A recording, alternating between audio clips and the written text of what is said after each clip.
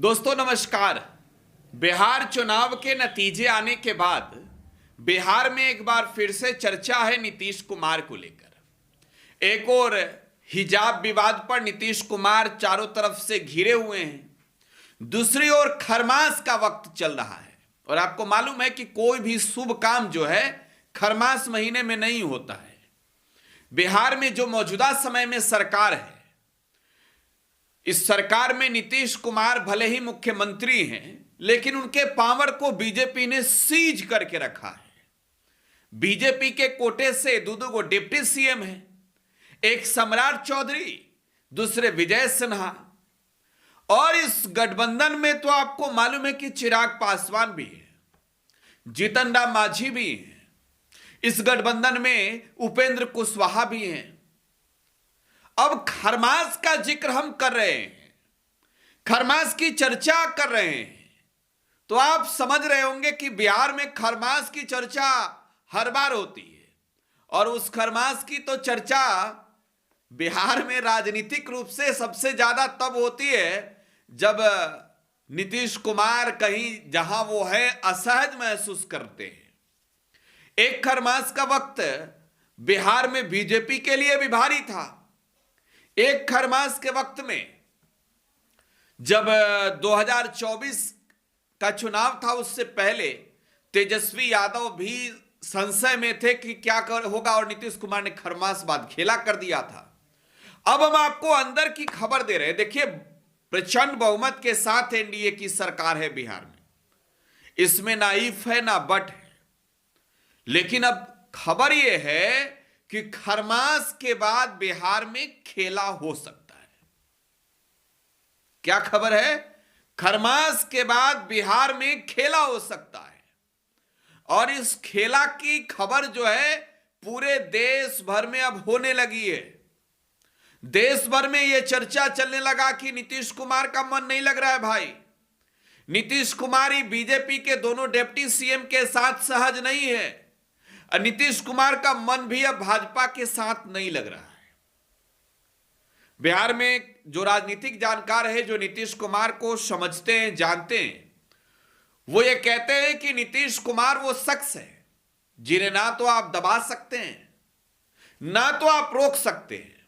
मन होगा तो वो बीजेपी के साथ और मन होगा तो आरजेडी के साथ।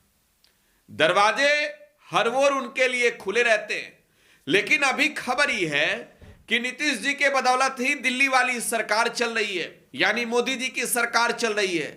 तो नीतीश जी जौन प्रस्ताव रखते हैं, उस प्रस्ताव के आगे मोदी जी और अमित शाह साष्टांग दंडवत करके कहते हैं कि हुजूर स्वीकार है, आप कहीं नहीं जाइएगा, आप जो कहिए वो सब मंजूर, लेकिन आप हमको छोड़ के नहीं जाइएगा, रहिए हमारे साथ। काहे कि अगर आप उधर गए तो हमारे सरकार की जो बैसाखी है वो बैसाखी छटक जाएगी और दिल्ली वाली जो नरेंद्र मोदी के नेतृत्व वाली सरकार है वो सरकार गिर जाएगी।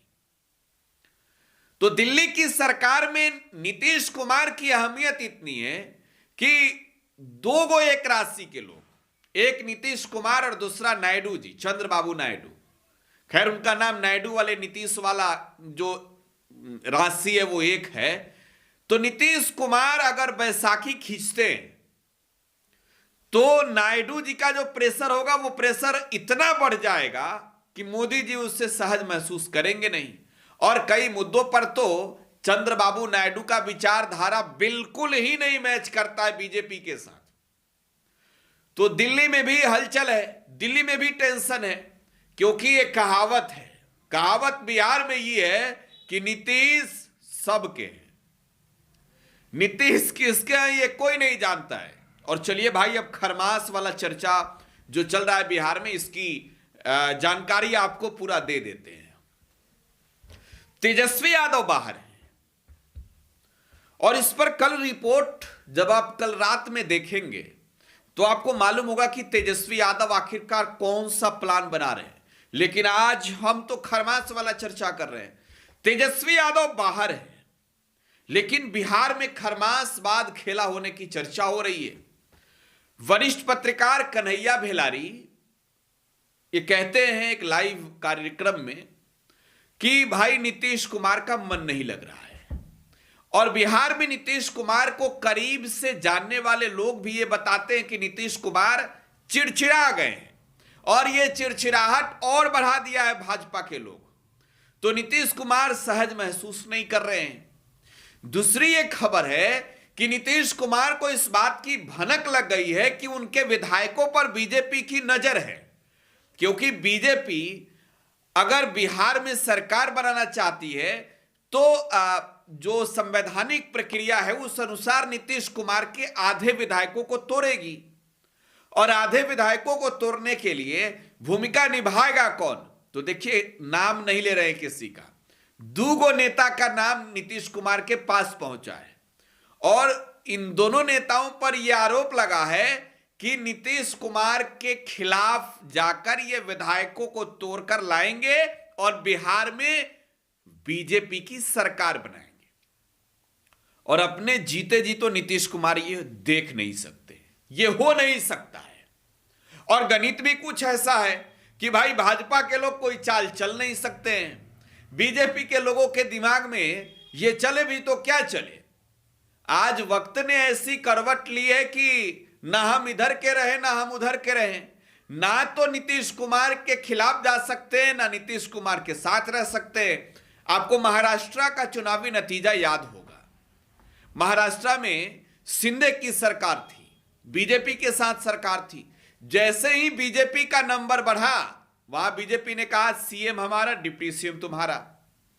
बिहार में नीतीश कुमार लंबे समय से मुख्यमंत्री हैं। 10वीं बार शपथ अगर कोई व्यक्ति अपने जीवन में ले रहा हो मुख्यमंत्री के रूप में, तो एक ऐतिहासिक रिकॉर्ड है।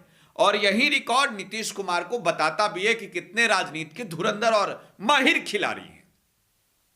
10 बार मुख्यमंत्री की शपथ ले चुके हैं। और एक मजेदार बात यह है कि वो बीजेपी के हर नब्ज को जानते हैं, कहां से टटोलो, कहां दबाओ, कौन उठेगा कौन गिरेगा।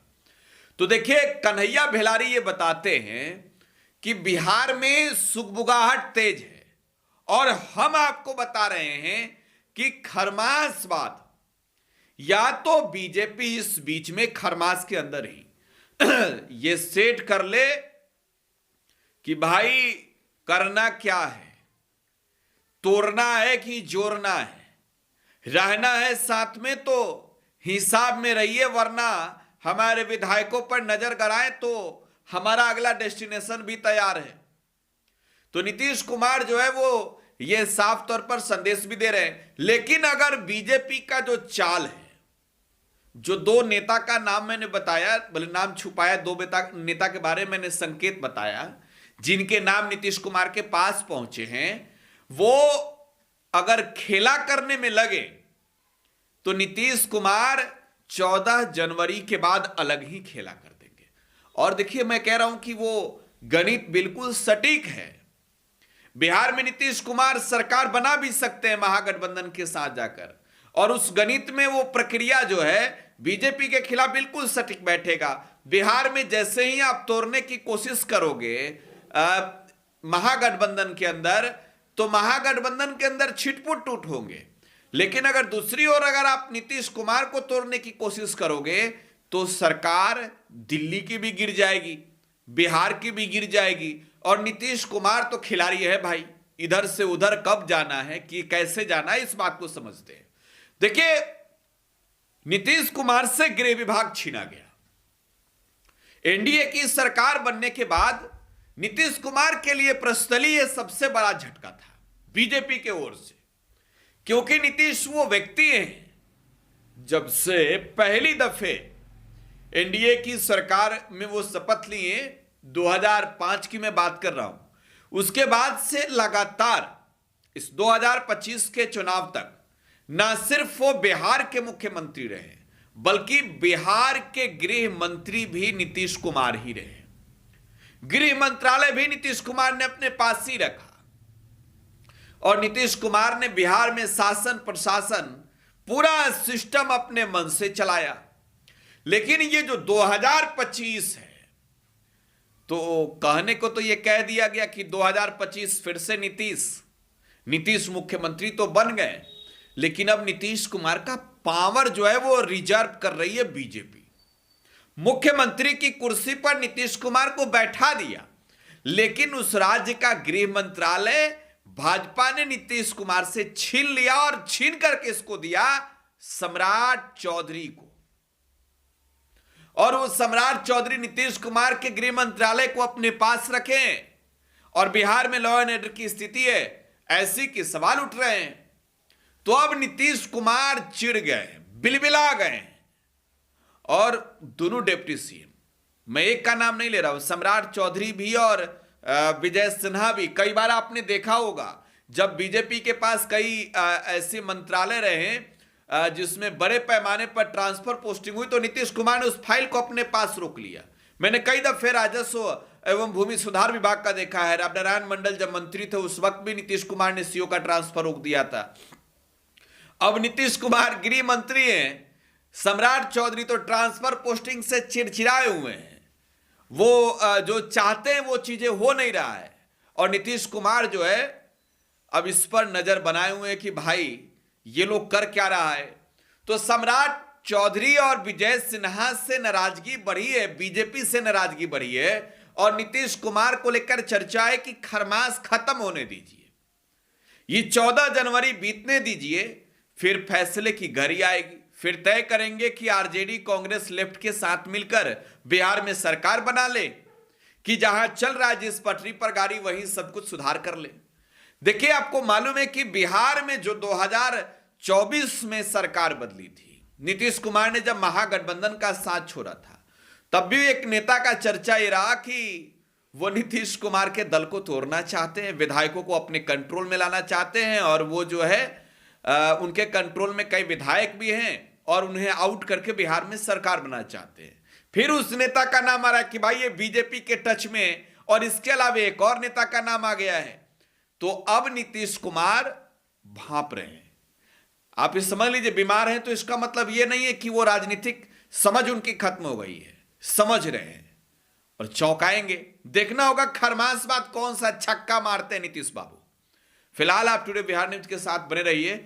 यूट्यूब पर देख रहे हैं तो चैनल को सब्सक्राइब कर लीजिए, वीडियो को लाइक कीजिए, फेसबुक पर देख रहे हैं कमेंट में अपनी प्रतिक्रिया दीजिए, वीडियो को शेयर कीजिए और लगातार बने रहिए। धन्यवाद।